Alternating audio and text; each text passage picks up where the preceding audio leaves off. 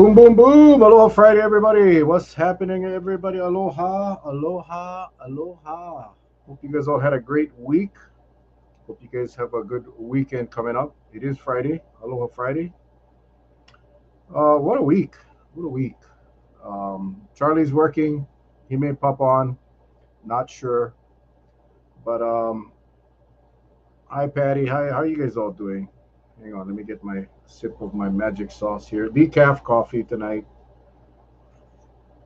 It was kind of a long day.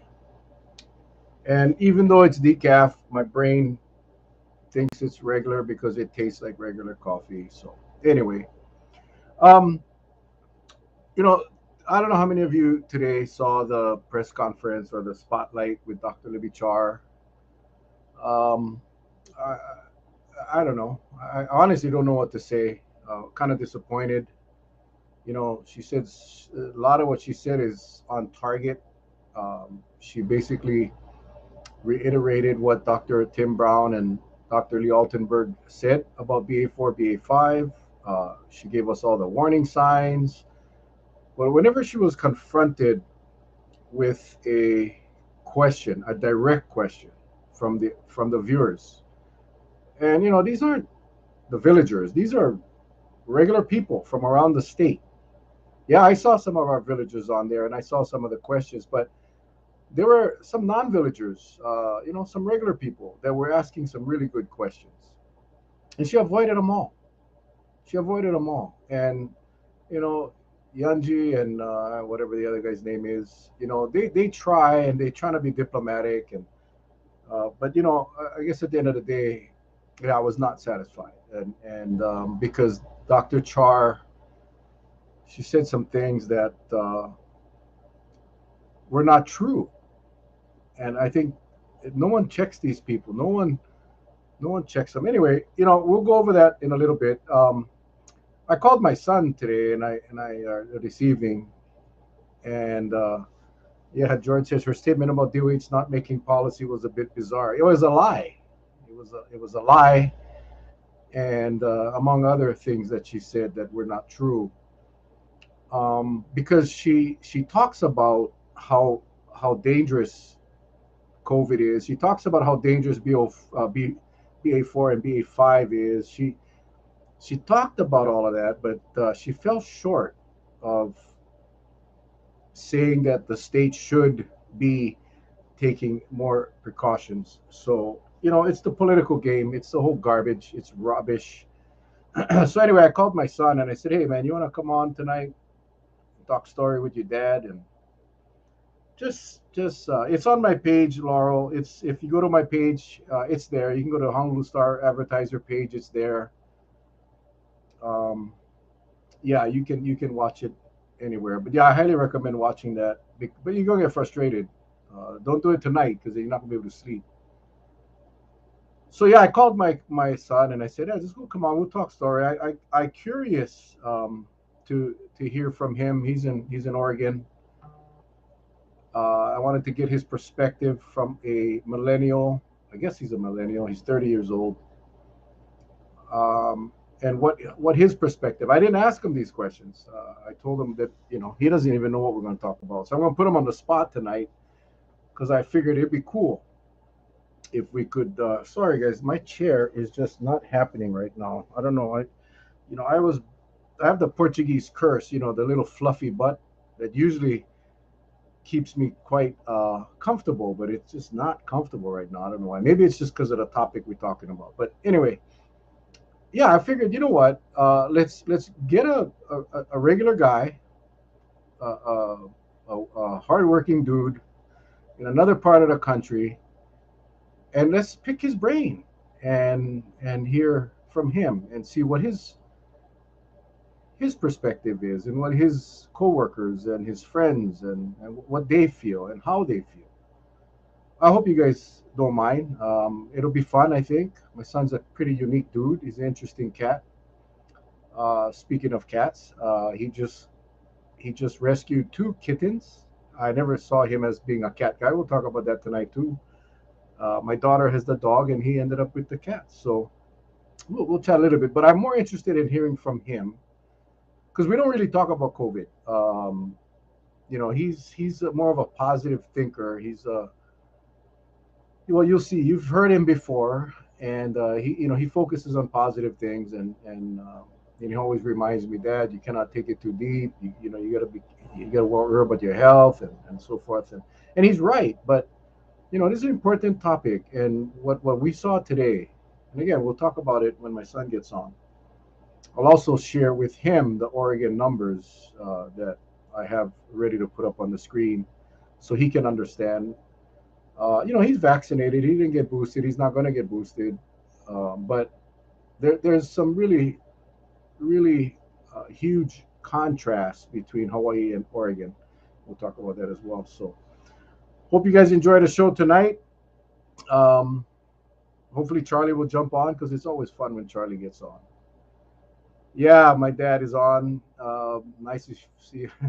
Yeah, it's sad. They live 3 hours apart and they hardly get to see each other. In fact, never. They need to. My kids need to get over there. But anyway, anything I see on the news from the mainland looks like there's no more COVID. Yeah, I think that's kind of the attitude. But like you saw the states, the charts last night on the states with BA4, BA5, they're gonna feel it real soon. I saw the Big Island, and I can't remember the event. They just canceled an event that was scheduled because they're concerned about the rising case counts. So there are some responsible people still in our state. It's just unfortunate they don't reside or they don't work in the square building in downtown at the Capitol. Dr. Char constantly talked about how dangerous it is, but she for whatever reason, she doesn't want to cross that line. She has full authority to. But again, there were a couple of things that she said that was outright lies, and I kept texting in the comments. I was hoping they would ask her, but they never did. She said they asked her about the indoor mask mandate, and then she said there were some legal issues. um, there were some legal issues that if we're not in an emergency declaration, that they cannot mandate indoor mask usage, which is an outright lie because they're doing it with the schools. So it's a lie. Um, but that's what she said.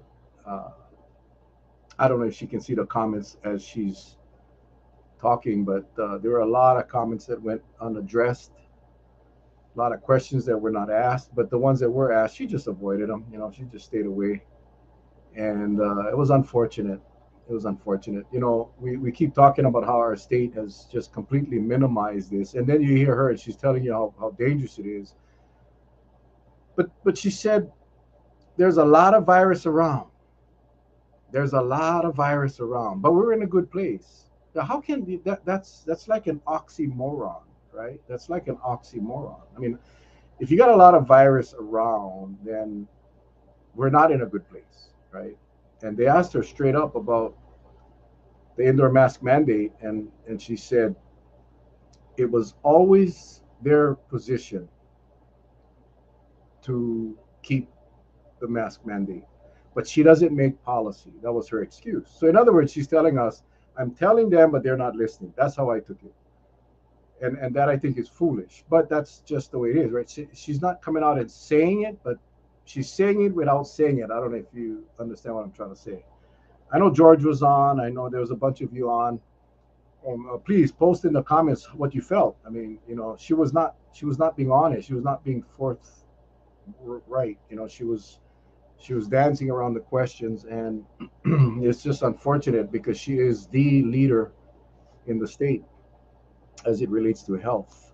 Kona Marathon and half marathon canceled. Thanks, Janelle. That's the one, June 26th. So anyway, that's kind of where we're at. So I thought, um, that's why I decided to give my son a call and give him a call and ask him to come on. So let's bring him on. He's there. Look at him. I mean, look at him. Look at his hair. Look at his hair. Yeah. Can you hear me, son? Yeah. Yeah. Well, this is my son, Baron, living in Oregon, Beaverton, Oregon. I think a lot of you have seen him before on the show. I thought I'd ask him to come on. Before you came on, I explained to him what I wanted to do was bring you on and just chat a little bit, talk story, get from a millennials' perspective of COVID in Oregon, and we'll talk about a whole bunch of things. He got his good looks from the mother. Yeah, I tell everybody he was adopted from Canada. That we adopted him, and then they threw in the sister for free. But anyway, so how's it going, son? How's everything? You got like a blur on the top of your camera, like you have a water Oh, drop or oh, okay. What is that? Cat hair? tape so the government can't spy on me. Oh, okay. Here we go. All right. Anyway, how's it going, son? How's it going in Oregon? What's the weather like? First of all, what's the weather like? It's good. It's hot. Today was like the first Oh, really hot day. your sister just popped in. I was actually gonna have both of you on, but I'm gonna save her for her own show because Eh, look at that. look 'em. Look at this. A cat. He has a cat. My daughter has a dog. He has two cats. Anyways, bro, I appreciate you rescuing those two cats, though. By the way, that's pretty awesome. I'm not a fan of cats, but uh, it is what it is. So, how's Oregon, man? How's the weather? How's the weather? Yeah, it's hot. Today was in the 80s. Tomorrow's gonna be in the 90s. So this weekend is gonna probably be the hot. It's like a heat wave until Monday, and then it calms down to like 70s next week. So when I look off screen, it's because I'm trying to keep the cats off the screen. Where's the other one? Yeah, I know you have two of them, right? Right here. No, they right here. What Can't are their keep it in names? my arm. What are their names? So this one, oh boy, it's the boy. His name is Pika. Yep. And then this is the girl. Her name is Boo. So Pika Pika and and Boo. Boo. Pika and Boo. Oh my gosh. They're like Oh 10, wow. no, thir- 13 weeks old or 12. Yeah, they're little babies, and I can already hear them.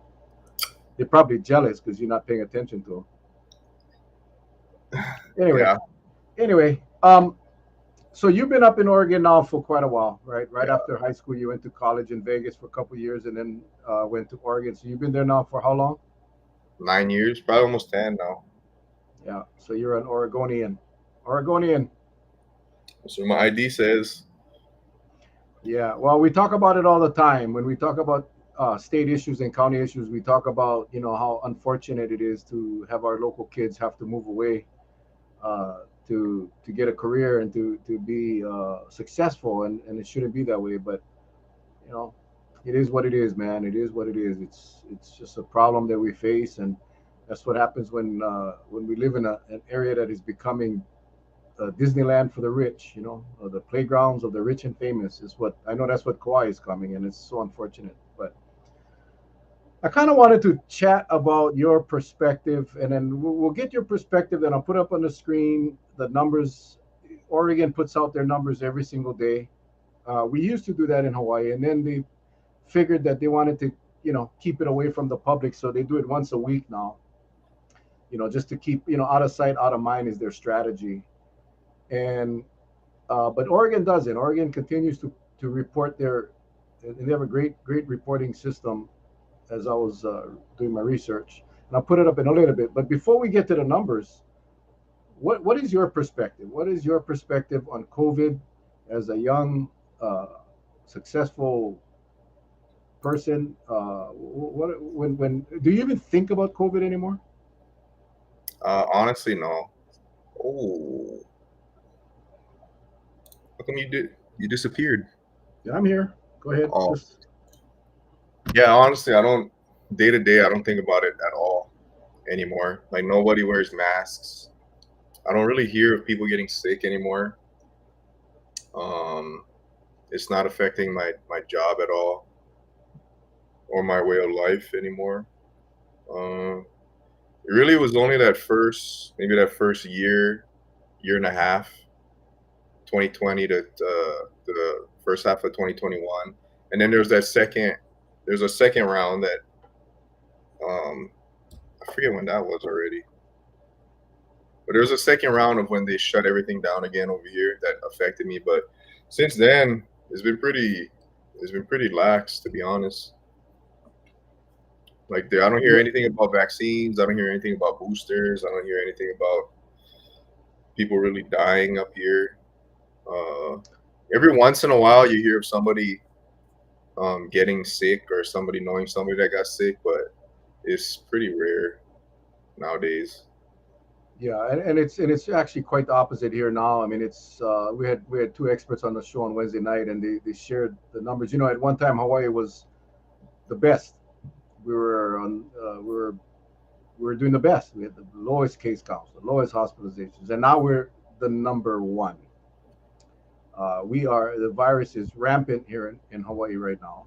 A lot of it is because the travel restrictions were lifted. A lot of it because the mask mandates were restricted. But I think when we try to compare, let's say Oregon, for example, and Hawaii, or any other, really any other state. Oregon is huge. It's spread out. Yeah, you got your concentrated areas, and okay, let me see. I just want to see what Jeff is saying here. There has been three deaths in the Kauai Kupuna over the last 7 days, non-COVID, but it's sad that so many passing away. Yeah, it's true, man. I mean, that's the thing. Whenever somebody dies, it's just a number now. They just post them up like it's nothing, you know. Oh And shoot! Actually, no, I totally forgot. I don't know. You know that one guy I trained, that old guy? no, please don't tell me he died. No, he didn't die. Well, for every like people watching, he's a retired OBGYN. He he's 80. He's gonna be 87 uh next or like sometime next month, early next month. He's he's going through his second round of Hodgkin's lymphoma treatment right now, and then he got COVID maybe 2 weeks. No, no, like it was like 2 or 3 weeks ago. He just randomly tested positive, but he's also like vaccinated, boosted, and all that stuff, and it didn't really affect him too much. If anybody would die from that, I thought it would be him. Well, he's vaccinated and boosted. I think that's why people fail to understand the importance of that. Yeah, That vaccination and boosters have saved a lot of people's lives. Is that the gentleman that we went to their house for dinner? yeah, Leon. Well, just real quick story. When we got there, he wanted to make sure we were vaccinated. He wanted to make sure that uh, we actually wore our masks. He was careful because he's very Oh yeah, susceptible. He's he's immunocompromised. He's yeah. he's old, but he was a very smart guy, and he understood why it was important to take the precautions that are available. And anyway, so yeah, but on Kauai, it's we just had another death yesterday. Yeah, and people say, oh, but he was 100 years old. Oh, but he was 90. Oh, but he was 80. At the end of the day, does it really matter how old you are? The fact of the matter is, if not for COVID, they would be alive today. And it's not only the old people that are dying. And Kauai right now, highest positivity rate in the state, and that means there's a lot of virus. The testing is down. Uh, Cases are plateauing right now, but it's a direct correlation of how many tests we actually give, and that's what people, you can, I was a white collar fraud investigator at the police department, and we call it cooking the books. You just you cook the books and you report the numbers that make your argument work. And but when you look at something like COVID, you got to look at all the numbers. They talk about our cases plateauing, but they don't put the emphasis on the amount of deaths that have increased in the last week. We only get our numbers once a week, but anyway, um, so Oregon is pretty much back to normal. The, Yeah. the difference is, we every single day our state has between 30 and 40,000 visitors coming into our state every day, and they are put in a state that's very small. Those that come to Kauai, it's a very concentrated area, Maui, Big Island, and so that's the difference. Oregon is not seeing that kind of influx of unvaccinated or sick, or people that are actually carrying the virus. They're not having those the infusion of these amounts of people every single day. This is every single day. And if our test positivity rate is 26% on Kauai or whatever it is this week, that's a fourth of every person tested is positive. That's a lot of people. And so it's not minor. It's not. And Dr. Char, our state health director, was on there today. She said she's concerned, but they're not doing anything about it. And that is a shame. I'll put up the Oregon numbers just because I just wanted to do a little comparison. Let me see if I can. Uh, there it is. Okay. Oh, hang on. Let me fix this screen here. There you go. Your cats are cute. So this came out today, but this is for yesterday. As I said, they report every day. Yesterday they had 1,760 new cases. They're up to 802,000 cases in the state. And if you look at the chart, this one here is new cases. You can see the big spike. This is just from May to June. And you guys are doing pretty high. 19 deaths today in Oregon. And you think about across the whole state, that may not appear much. But almost 8,000 people have died already from COVID in Oregon. Currently, you have 344 people in the hospital, 49 in ICU. Your Oregon's test positivity rate is 16.2. That's still high. That's still very high. And if you look at the chart, it's rising. It dips. And again, this is based on testing, right? So the more you test, the more tests that are done. If you're not testing on weekends, those are probably the dips, but it's rising. And you can see how the tests, it kind of matches the chart above. This is the number of tests. This is the positivity rate. What's interesting is your BA4 and BA5 still, is going to climb. I mean, you guys are going to be coming up like us. We are. Kauai actually has we have wastewater treatment here, so we're actually showing a higher percentage of BA4, BA5. And the problem with these variants, as we learned on Wednesday, was much more contagious. We still don't know if it's the severity of the illness. We still don't know. And the vaccination rate, if you look in Oregon, people that have at least had one dose, 84%, and 46% of your population has actually been boosted. So less than half of the population is not even, not carrying an adequate level of immunity. So if you compare this and you spread this across Oregon, maybe in your area, Beaverton, because it's not, I'm sure Portland, I didn't have time to go and dissect the numbers and pull out Portland and Salem and all these other bigger cities, but this is kind of alarming when you see the numbers. And we now know that BA4, BA1 and BA2 is slowly coming down across the country, but it's going to be replaced with BA4 and BA5. And we'll see another surge again. So, we'll have to wait and see what our state does. I don't imagine our state's going to do anything different until maybe we get the BA4, BA5. But in where you're at in Beaverton and wherever you travel in Oregon, when you go into the store, when you go into the restaurant, is there anyone wearing a mask, or is it just 100% mask free now? Should I say for every 10 people, there's one mask? Maybe every 20 people, there's one mask? I'll try to pull up the numbers later on Beaverton. I would assume because Beaverton is kind of like Kauai.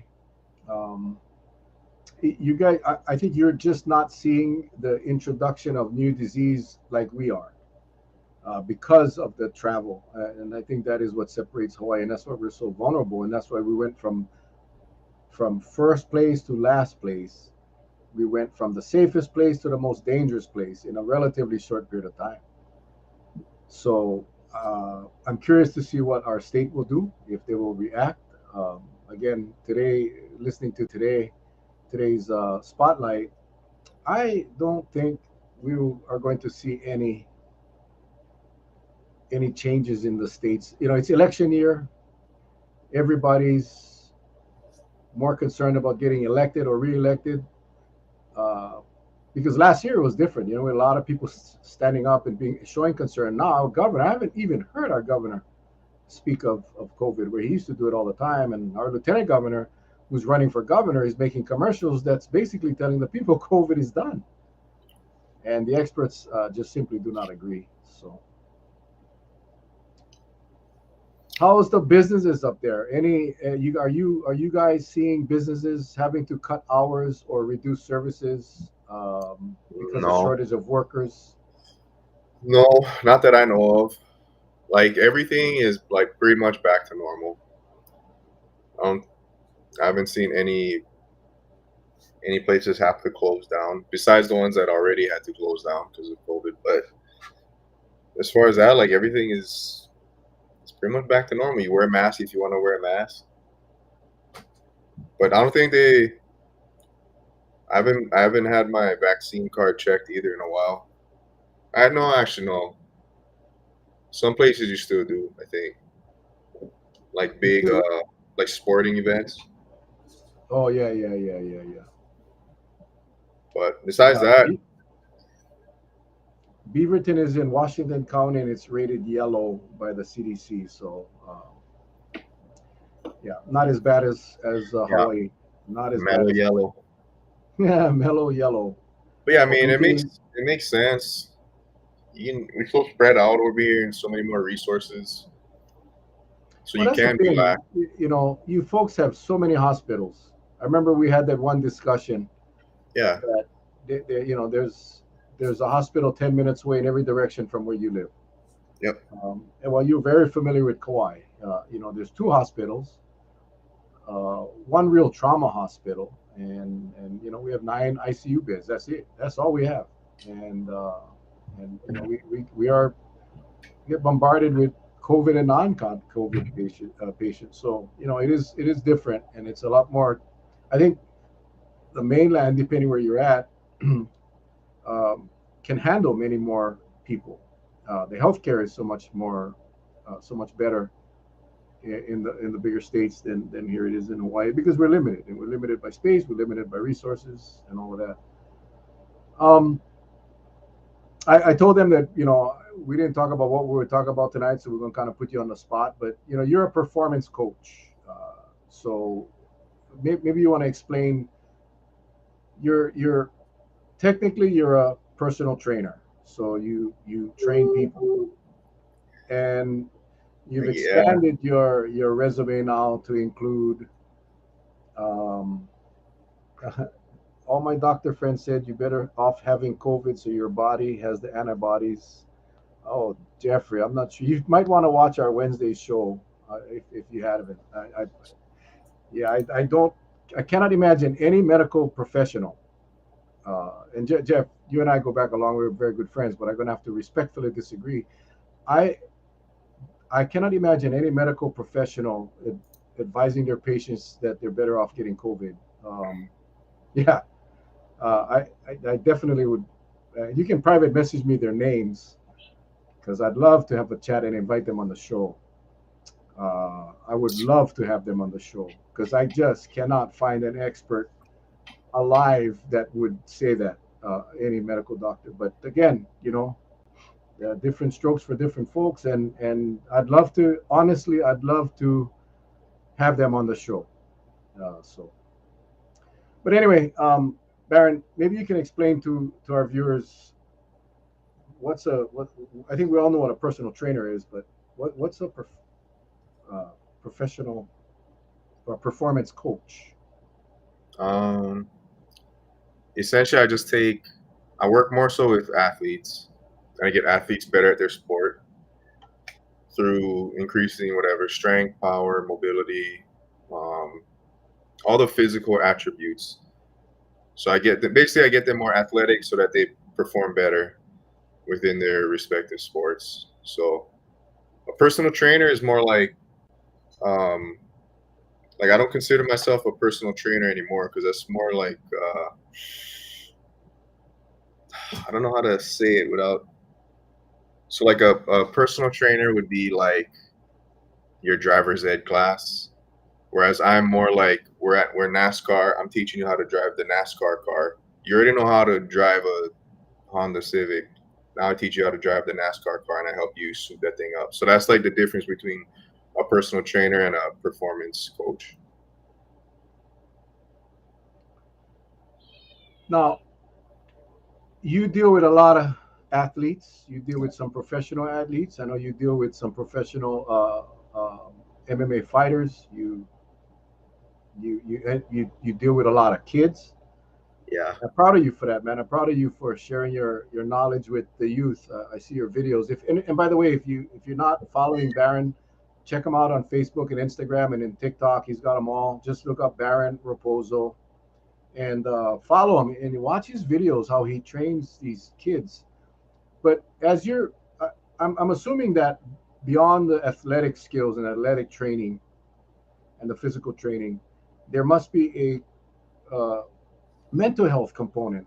I think a lot of these, especially the young ones, look up to you as a mentor. What are you seeing in our youth as far as the mental health? I know you've had some situations, but as generally speaking, how would you say the health of our young ones, your students, how are they? Well, I work more with the kids are affluent, so they come from well-off families. They don't have the same stresses and issues that maybe like Hawaii kids would have or like we had growing up. So honestly, their mental health is pretty solid because they have the resources. They're a lot more mature. Um, emotionally, they're a lot more. What's it called? Emotional intelligence is a lot higher than mine was at their age. So like when they get stressed out and stuff, it's more so just about their performance in their sport or something. It's never big stressors like my life is ruined. I don't have enough money to do this, or I don't have a future because they have one. They have the opportunities and everything they need. So all in all, at least whatever's the generation after me, Z, Y, Q, R, whatever, those kids seem pretty sad. Like they're a lot more preoccupied with social media and trends like that. But as least with the kids that I work with, they're pretty solid mentally.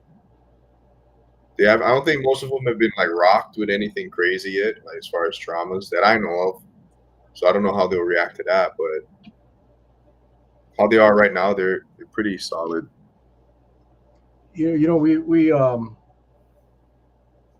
the last couple of years, there's been a lot of attention brought on mental health issues. This last mental health awareness week and mental health awareness month, and we're seeing commercials with a lot of well-known celebrities, athletes, a lot of sports athletes from all over, whether it's football, baseball, suffer from some kind of mental health issues, whether it's depression or whatever it is. Mm-hmm. And you work with a lot of professional athletes. You work with adults as well.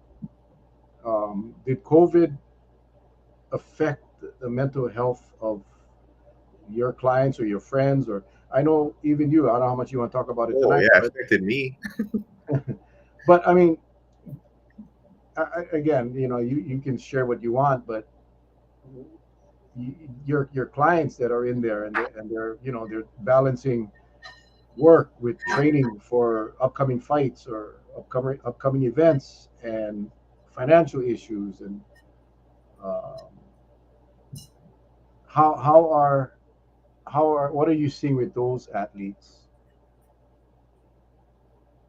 or yourself? I mean,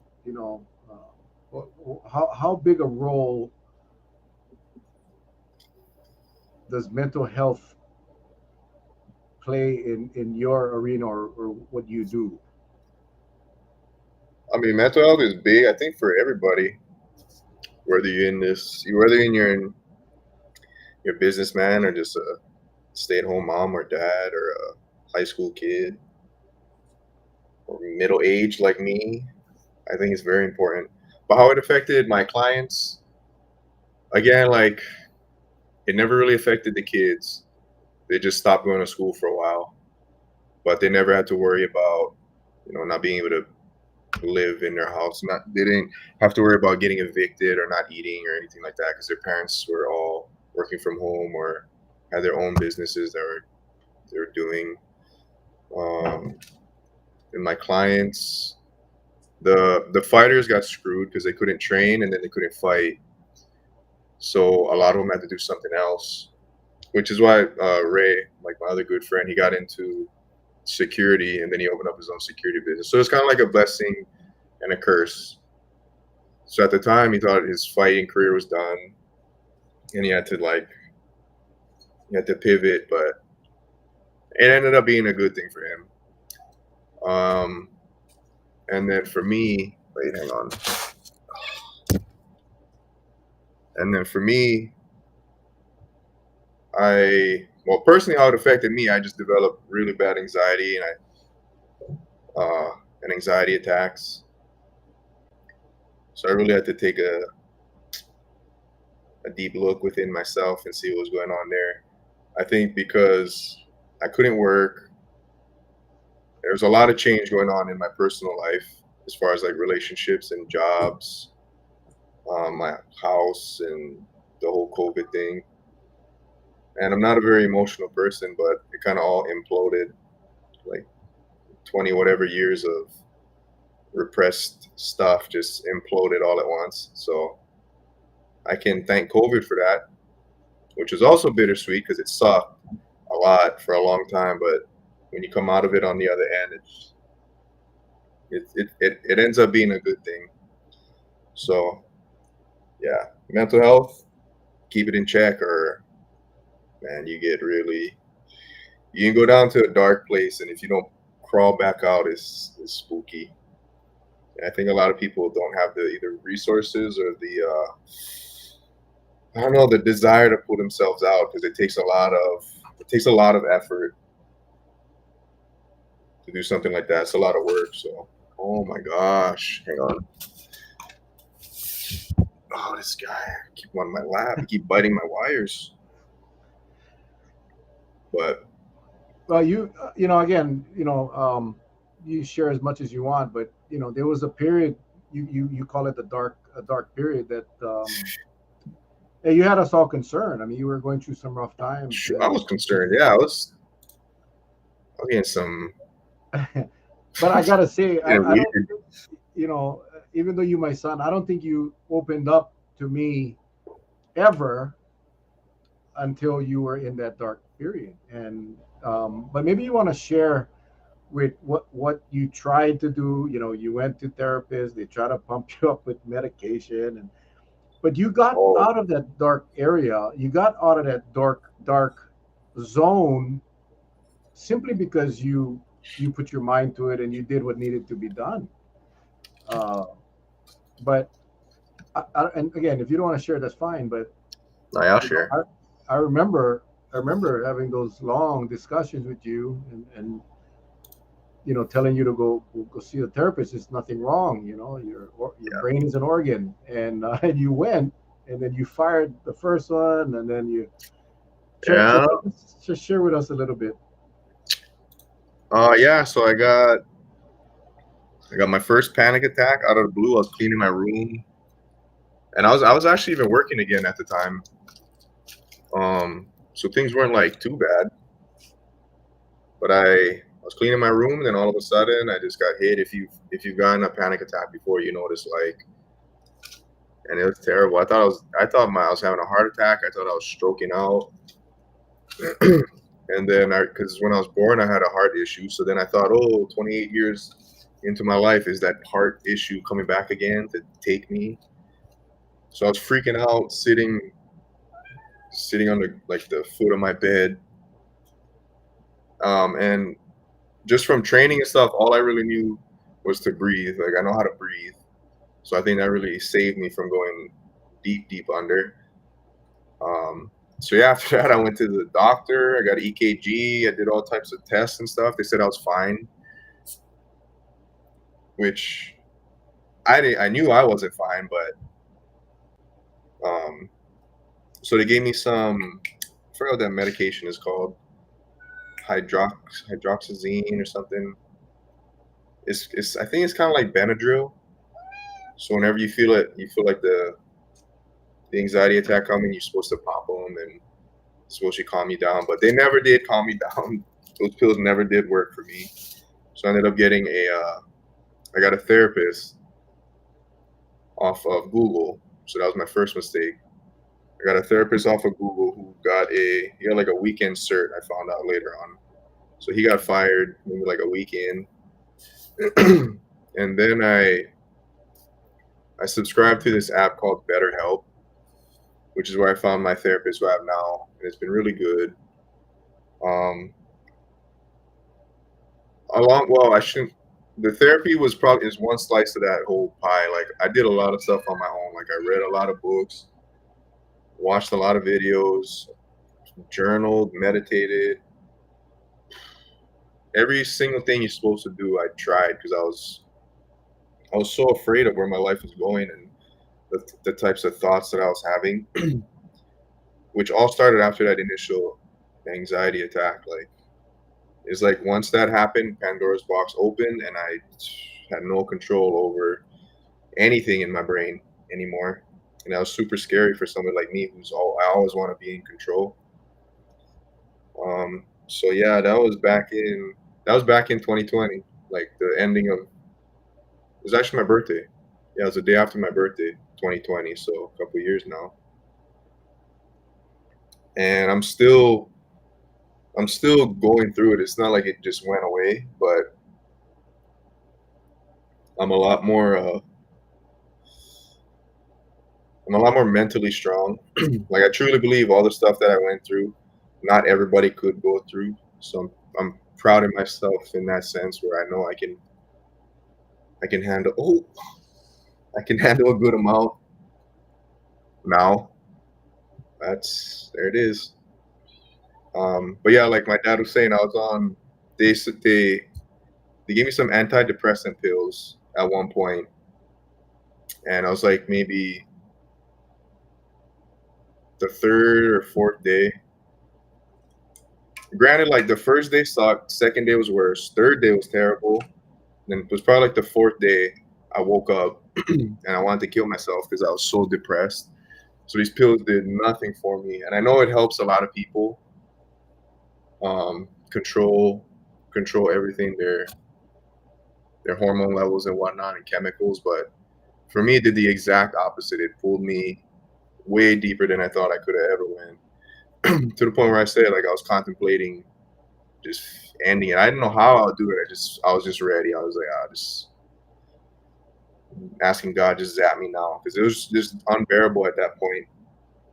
And then that's when I just cold turkey. I consulted my therapist, and everybody said they told me not to stop, but I did. And honestly, ever since I stopped the pills, it was like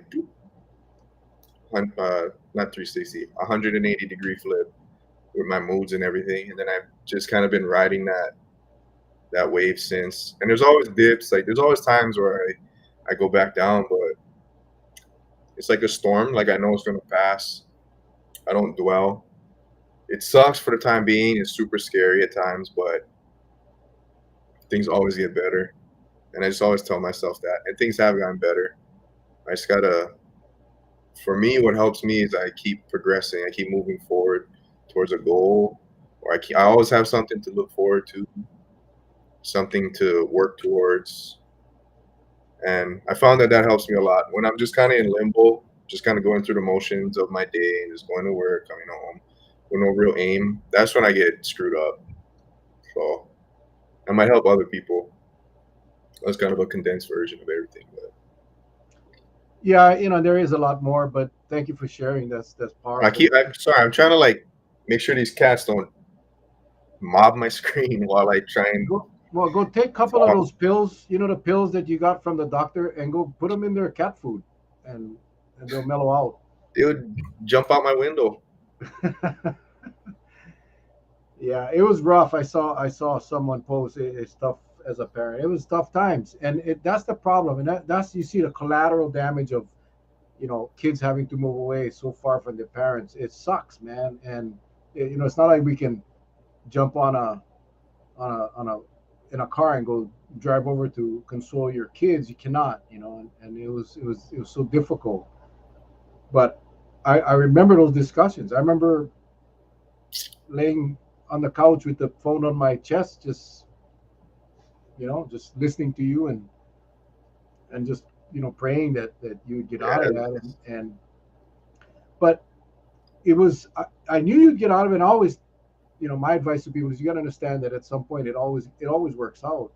It's having that strength, that positive attitude to get you through the valleys, right? You get the peaks and the valleys, and if you can keep that positive mental attitude, I think your message uh, that you share with not just us tonight, but with your clients, with the kids, um, is going to save some people's lives. I think that's the power of, I believe in God, and God is not a bad person.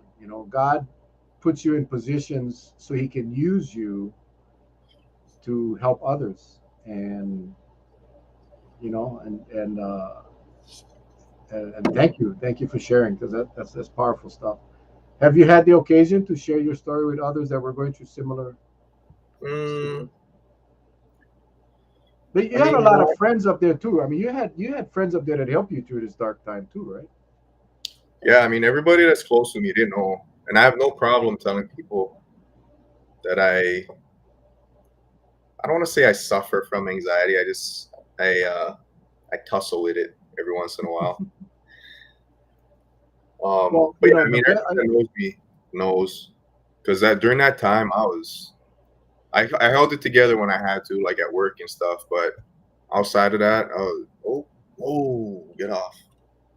Outside of that, yeah, I was holding on by a thread at all times. If the thread broke, I don't even know what happened if it broke. Like when I say I was that close, I don't know what would have happened if it actually broke. It's a weird. It was weird when you can't control your thoughts, and my body is like reacting, and I'm feeling weird sensations and like unexplained, and I can't explain it. There's no answer. I just gotta wait it out. And then you wonder, am I dying? Do I have cancer? Am I freaking demon possessed? What's going on? So it's just a lot of unknown. But like what helps me now is just when because I still have it. Even earlier today, I was uh I was in the office at work, and then all of a sudden I just feel like that weird. I can't even describe it. Like that weird sinking feeling. I get a little dizzy, and old Baron, I would freak out. I'd be like, oh shit, it's about to happen again, and I would like start grasping at straws. But now I'm so used to it now. I just sit in it. I just feel it. I'm like, yeah, there it is. There it is again, and then it goes away. And then I think the more you do that, the more you just gotta let go. Stop trying to stop trying to control everything, especially when it's in your body. Like the way I tell it to myself now is that okay, there's a lot of repressed emotions in my body that are still oozing out like a volcano. It's like a volcano kind of. Eventually, it'll explode, and then what do? You just gotta watch the volcano. Just let it do its thing, and then it'll chill out again for a while. And that's kind of how my situation is now. Before it was just a constant 24/7, and that was hard. That was a really hard time in my life. But now a lot of it has exploded out. I've let a lot of stuff go. I try not to control everything when things don't. Mm, when physically or mentally things don't feel right, I'm just like, oh, it's fine.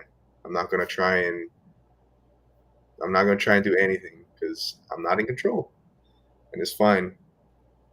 Once I start thinking like that, it's gotten a lot more bearable. It doesn't freak me out anymore because you know it is what it is.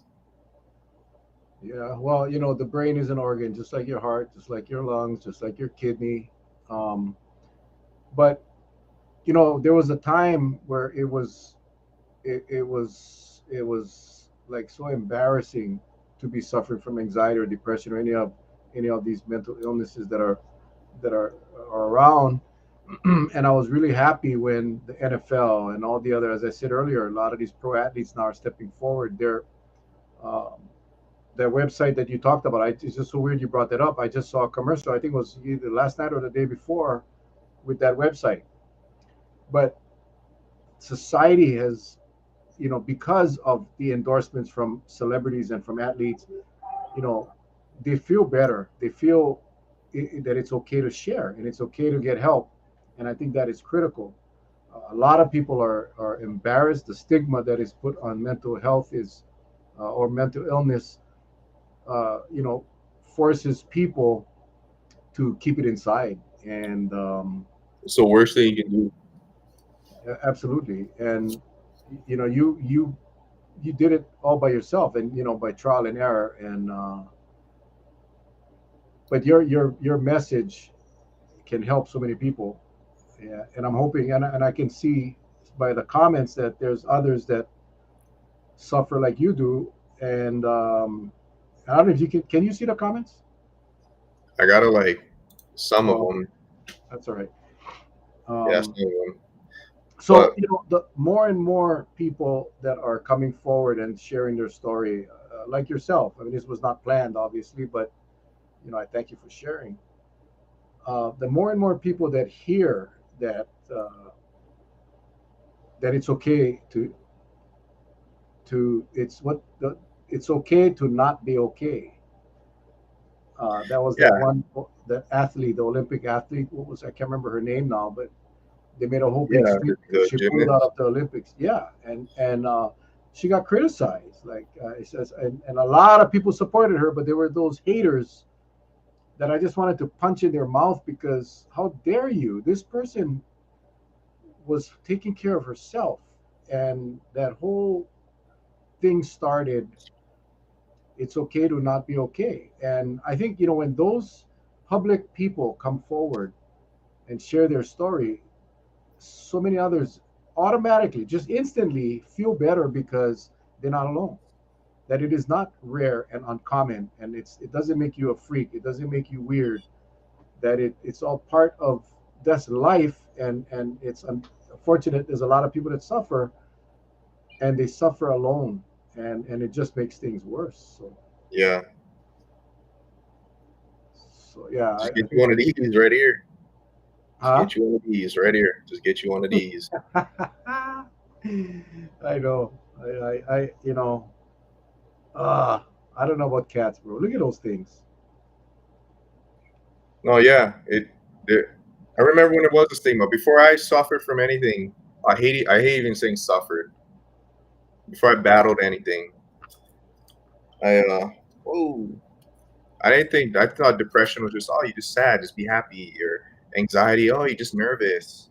No, no. Like when I tell people now, like, oh yeah, I've had anxiety, and it's like, oh yeah, me too. I have anxiety. I was like, I can already tell you don't. You don't even have it to like the level that I've had it. The fact that you can be like, yeah, I've had it like that, you haven't had it. There's levels to it. That's why just being nervous isn't anxiety. Like, oi, oi, oi.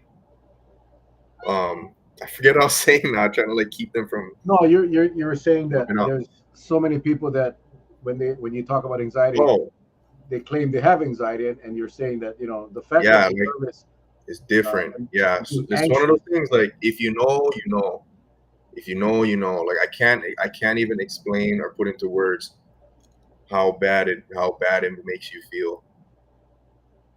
So Yeah, if anybody had like I know what it's like. I felt it, and it does get better 100%. But you do have to put a lot of work, and you can't just expect it to go away by laying in bed.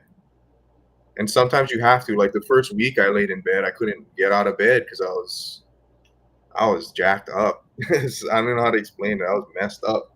I couldn't even get out of bed. but eventually you have to. Yeah. It's like um shoot, what's his name? Gosh, it's this psychotherapist guy that I really like to follow. I forgot his name. He's basically saying like anxiety attacks or depression or things like that. It's your body's way of telling you got to go on a different path. It's a very it's a very bold way of telling you need to shift what you're doing, or your path is basically you're on the wrong path. You need to shift. Your body won't tell you exactly what it is. You got to figure it out, and that's what I did. And that's what makes it difficult, right? If you get stomach ache, you go doctor, they give you one CAT scan, or they do different tests, and it's one thing when you know, when the doctor can definitively tell you, like in my case, you're suffering from kidney stones. This is what we're going to do to fix it, and there's a procedure that can be done to fix it.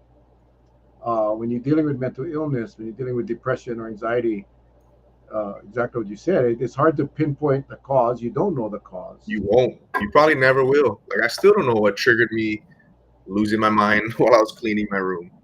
I still don't know, and I probably But never will know because it, it's it, compounding. It's compounding from however many years. Did you have good sleep last week? Did you have good sleep this week? Yesterday? Do you eat well? Do you exercise? Do you get enough sun? All this. Don't even. You can't even try to. You can't pinpoint it.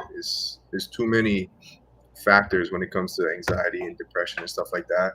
So the best thing you can do is live a great life. Honest, it's so cheesy, but you just got to live a good life that you're proud of. That's it. And of yeah, course, I'm not saying there are some people that you have imbalances that you got to correct with medication and whatnot. But I feel like medication should be the very last straw. Like make sure all the other stuff in your life is balanced and under control before you start just popping pills because the doctor said. Because if I kept popping those pills, uh, maybe I would have felt better in a month of hell. I don't know, but I know I feel fine right now, and I'm not on anything. yeah. I think, and I know this. There was a time I was still a cop, and I had got into a verbal altercation with another officer regarding a case. It was a murder case, and I won't go into details, but because I uh, got angry, they sent me to a psychiatrist, and they said you cannot come back to work until you get clearance from the doctor. I went to the doctor, um, and I walked in, no blood pressure, no temperature, not, sit down, what's going on? I said, I'm here because my boss said I got to come here get on clearance, so I cannot go back to work. What's the problem? I said, I just had a disagreement and I got a little loud, and they said that I'm a threat. Well, he starts writing on a little script, prescription. He rips the thing, he gives it to me. He said, go get this filled and start taking this, and I'll see you next week. I said, Doc, I ain't taking no drugs. I'm not taking medication. He says, well, then I'm not signing you back to work. And I think a lot of doctors will do that. I never had an exam. They had no idea. Well, obviously, I never took the medication. I went to another psychiatrist who did a thorough exam and said that I was fine. And and I think a lot of people suffer from that. And again, I think now this was 25 years ago, closer to 30 years ago, and Yeah, they're very quick to give out these antidepressants. They say it's like the silver bullet, and we know that's not the case, because I think you just summed it up quite well, Baron. And it's just what you said about making sure you had balance in your life, making sure that you live a good life. yeah. And It's like I don't know, like you're. I don't want to overstep my boundaries because I don't know everything, but your doctor, whoever your what do you call them? Your practitioner, just PCP, primary care. your primary care person. If he's just your normal doctor, he knows like a broad uh, variety of things. He knows a little bit about a lot of things. When it comes to like mental health, I wouldn't go to my I wouldn't go to my primary care physician. I would go to like a psychiatrist or something, someone that this is all they do.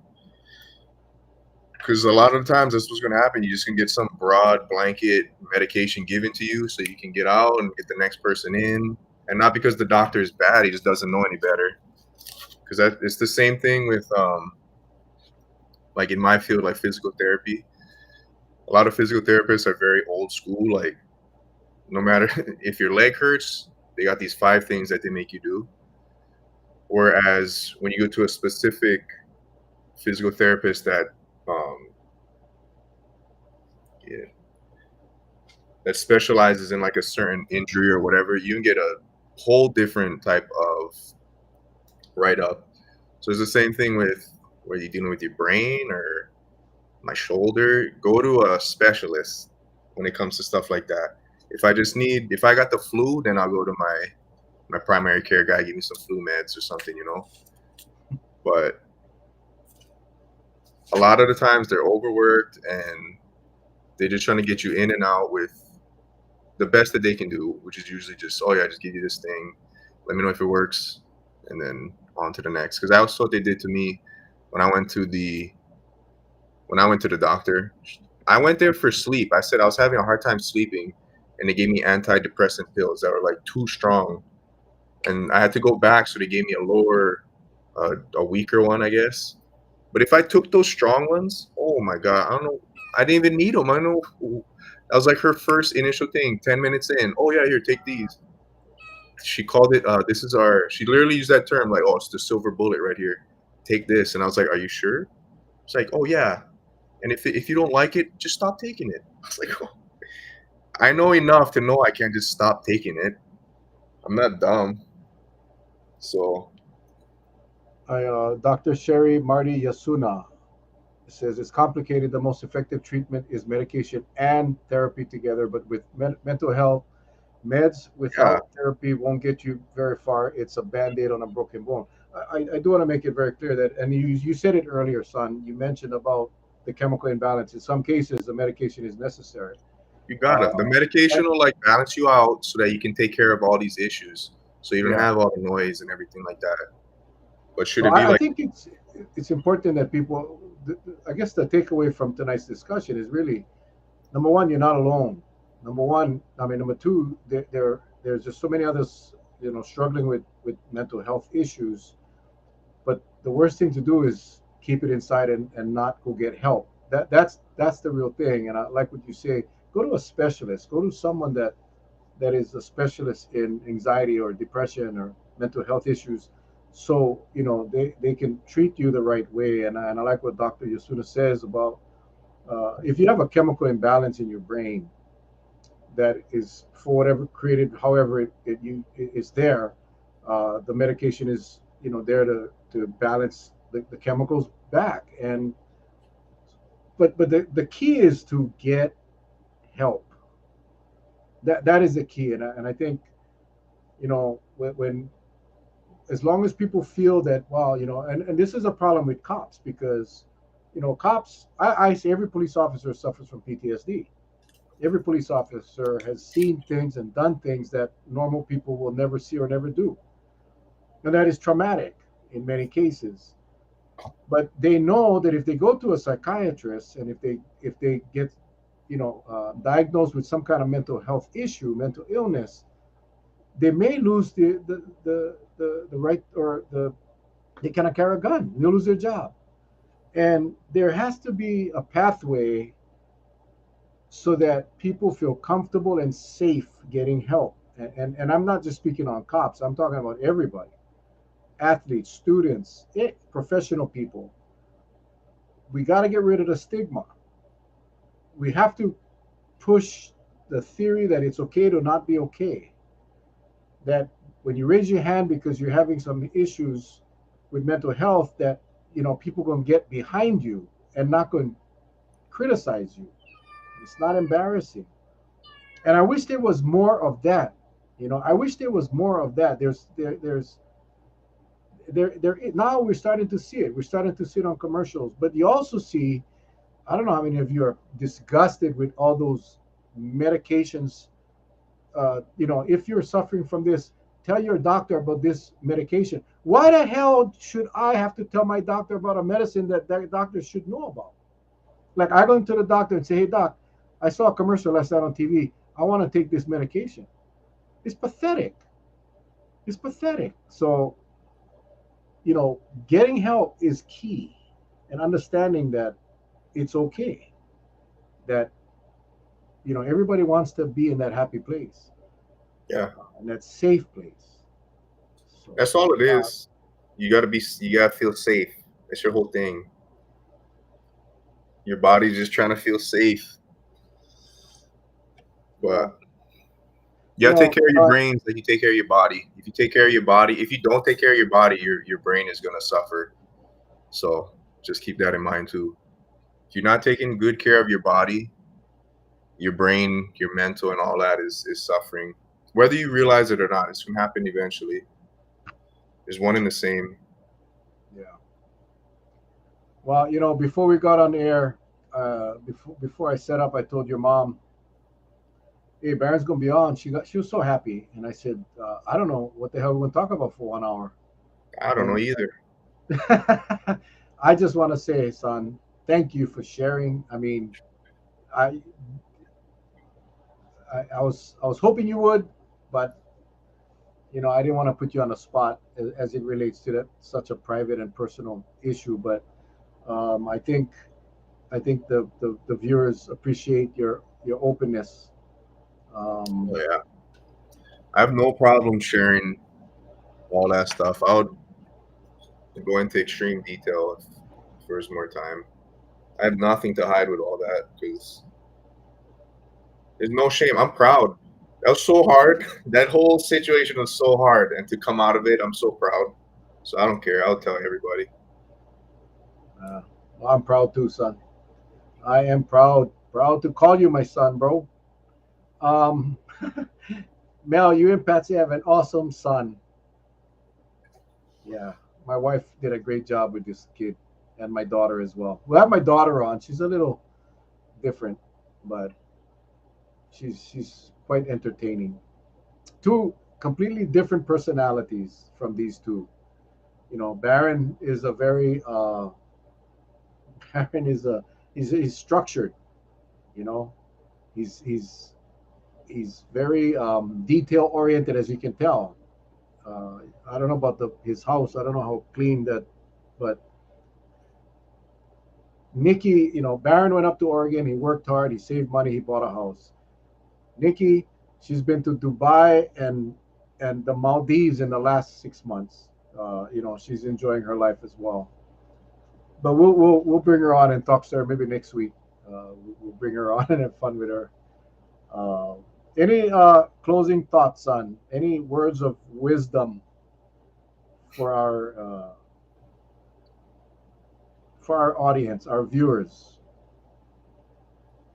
So, oh, Nikki and Baron on the same show. I think we did that before, or did Yep. we? I Yeah, forget. we did. Yeah, we did. Words of wisdom. Yeah, don't forget about. Someone said it earlier, where self care is important, but no one really knows what self care is or how to do it. Like, it's different for everybody, but you do need to take time for yourself, whether that's I don't know, going out and fishing or just laying in bed staring at the ceiling. You do need to disconnect from your phone, from TV, and all that other stuff, and just be. Just think about nothing or think about everything. It doesn't matter. You just need to be. Just be present a little bit every day, and that helps a lot with processing and all that other stuff. But yeah, self care. Do what you got to do to make yourself feel good and feel happy. Because if not, you're gonna be on the floor wigging out like I was.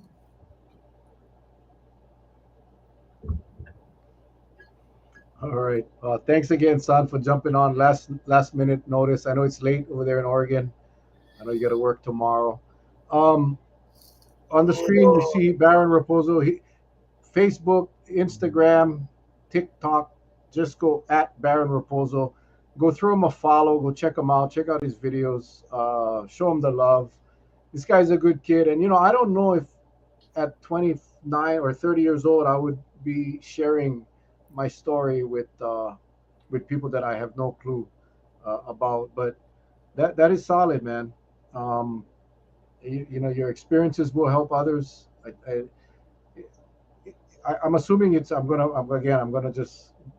cross that line and say I'm assuming that if someone has a son or a daughter, or even some of this old farts that are watching this like myself, I would assume you'd be okay with them shooting you a private message, asking you a question, or maybe having you speak to one of the children, one of the kids that may be going through similar situations. I'm assuming that you would be okay if they reach out to you on any of these platforms and you can share your experiences with them. I'm assuming you're okay with For a fee? that. No, Very yeah, simple. of course. Right on. Right on. Well, son, thank you, man. I love you. And mom is in the living room. I'm sure she's watching tonight. But I just want to thank you for jumping on and sharing your story. To the village, I know we don't know. I told you on Wednesday, I didn't know what we were going to talk about on Friday because I really didn't know. And when Charlie said he had to work, I can only talk so much about COVID and Dr. Char and all of that. But next week, Wednesday, Dr. Jerome Kim, International Vaccine Institute, the Director General, all the way from South Korea. We're going to have him on Tuesday. On Wednesday from 2 to 3. So we're going to go ahead and do it at 2 to 3. And I'll post it back up at 7 for those of you that like to watch this at night. That'll be an interesting show. So with that, son, go get some rest. Go feed your kitties. I And shall. stay safe up there, man. Stay safe. All right, guys. We love you guys. Take care. Stay safe. God bless.